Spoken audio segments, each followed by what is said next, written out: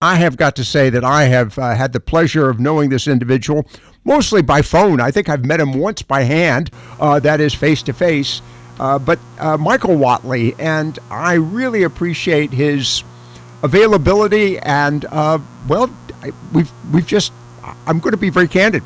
I consider him a friend. He's been very accessible and very easy to talk to, and he is now very busy, and yet he's made time to talk to us this afternoon in his campaign going across the state. We're talking with former North Carolina GOP chairman, former RNC chairman, yes, Michael Whatley, and candidate for U.S. Senate, North Carolina. And with that, Michael, good afternoon. Thanks for joining us.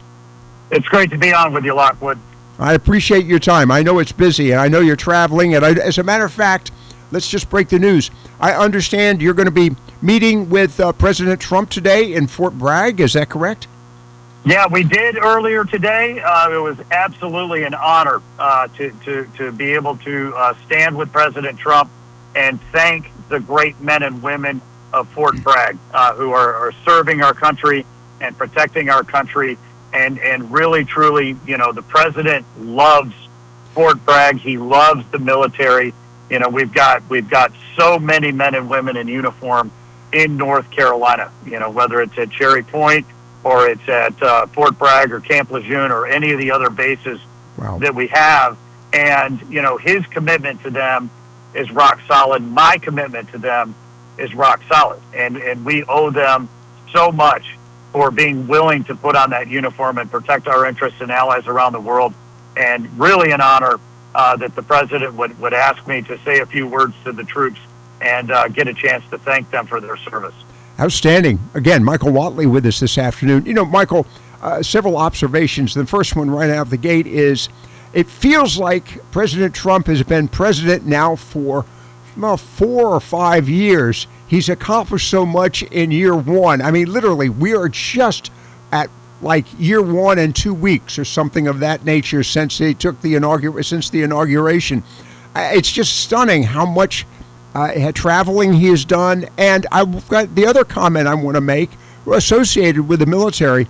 It's interesting how he has used the military whenever necessary in a very surgical and a successful fashion. Everything from the capture of Maduro to the bombing of the nuclear facilities in Iran, the work he's done around the world, it's amazing. Real quickly, your observations on both those points. Number one, the amount of work that he's accomplished. You probably have forgotten the previous 4 years. I have, but there's been so much that's gone on in the past year. It feels like he's been here for a long time, and yet he's only been here a year, and he has been very effective in his use of the military. Your thoughts on both those comments? Well, this is the most transformational presidential term of my lifetime, and when you think about, what he wanted to do when he came into office, knowing this is his last term, knowing that he has 4 years to really, truly put America in a place where we can lead the free world, where we can have a strong economy that's going to work, all across this country here in North Carolina as well. And that we're going to take, things like rebuilding our economy and restoring our borders and making sure that America's respected again around the world. That work started the day after he got elected. I'll never forget, he called me the next morning right before noon and asked where I was. I told him I was at campaign headquarters. He said, "Great, get over here. We got a lot to do." I mean, you just won yesterday, right? And it was, you got to call him and her, and you got to do this and this and this. And when are we going to start these interviews, for the cabinet officials? Because he wanted to make sure that he was not going to miss a day and make sure that we're going to get this agenda done. And he is absolutely doing that. When you think about the military, it is absolutely essential that the men and women in uniform know that they have a chief, officer, that is going to, absolutely, commander-in-chief, that is going to, protect them through the missions that he picks. And President Trump, is an adamant believer in peace through strength. For him, it's not just a campaign slogan from Ronald Reagan days. It is a fact of life. And the world is already a safer place because America is strong again. And you think about what he did with Iran. You think about what he just did with Maduro. Both of those were based out of North Carolina. Right. Those are our men and women. And that's why he wanted to come in here and tell them thank you, for the job that they are doing, protecting, our interests and allies around the world. So it is remarkable to watch how, this guy views our role, and the fact that he's already ended 8 wars. You go back and the Democrats were calling him a warmonger. He's ended 8 wars in the last year. I know. And certainly, what he did in Iran minimized the conflict in the Middle East. And that's why we have all the hostages home from Israel. What he did down in Venezuela was take the most dangerous man in the Western Hemisphere off the streets, and he's going to take drugs off the streets, and he's going to keep our kids and communities safer by taking Maduro out and not having that type of a threat anywhere near the Americas. We're talking with North Carolina Senate campaigner. Yes, he is campaigning. Candidate for Republican nomination, Michael Whatley. He's joining us for a few more minutes here. Michael, a lot of questions. A real quick question, and then let's go to your campaign. You worked diligently in your activities when you were the GOP chairman for North Carolina. And, of course, even when you were working with the RNC and, of course, successfully getting President Trump elected to the presidency. The question I have for you, the youth voters, what are you seeing? What are you hearing on the campaign trail? Let's talk about the campaign trail. That'll just initiate the conversation. Yeah, well, it's really fantastic. President Trump actually, moved the needle with young voters in such a significant way. For the first time in decades, we had a Republican candidate win the male vote from 18 to 24. That's never happened before, right? And they understand that this is an economy that has to work for this generation and the next generation. That we need to put, this country in a position where people can get a college degree, they can get married, they can buy a house, they can raise a family. And that was not happening under Joe Biden. That is what President Trump fought for and why we were able to attract the young voters. I just met Saturday with the leadership from the college Republicans at Duke University. And then, I have the endorsement from Turning Point, which is extremely important. Charlie Kirk, I considered a good friend, and I'm very happy to have the full endorsement for Turning Point. But, we have college Republicans, we have Turning Point chapters all across this state that I've been meeting with, I've been talking to, and ultimately, the way we're going to get their votes in this election cycle is by fighting for the issues that they care about, which is making sure that they're going to have an economy that is going to allow them to have more jobs and have bigger paychecks and lower costs. These are issue sets that translate not just to the young voters in North Carolina, but all across the country. And you've got to have a conversation with them. You got to sit down and you got to talk to them.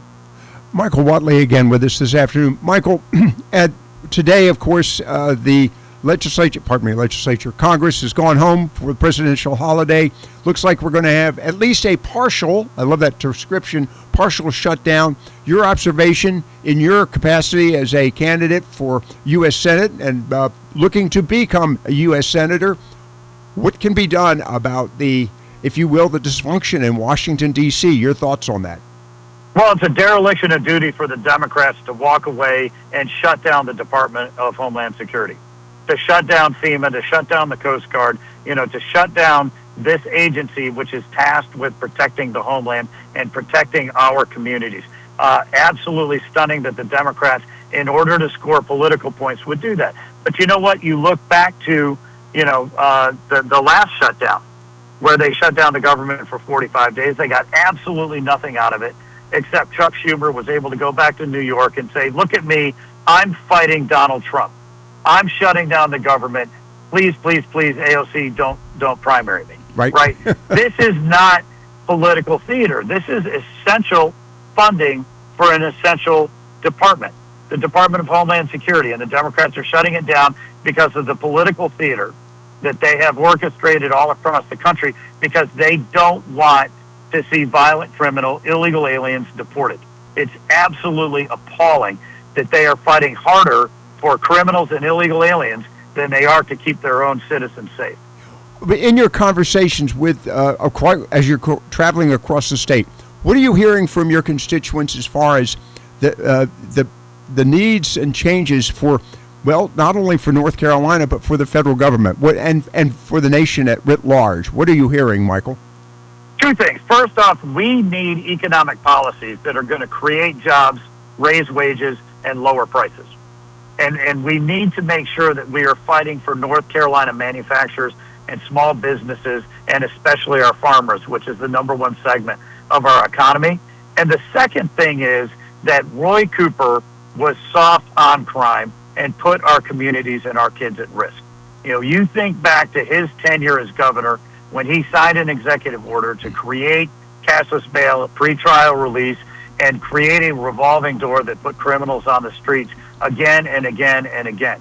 You look back to when he, signed on to this court order, which allowed 3,500 criminals to go free because he was concerned they were going to get COVID. And that list of 3,500 included 51 people that were serving life sentences.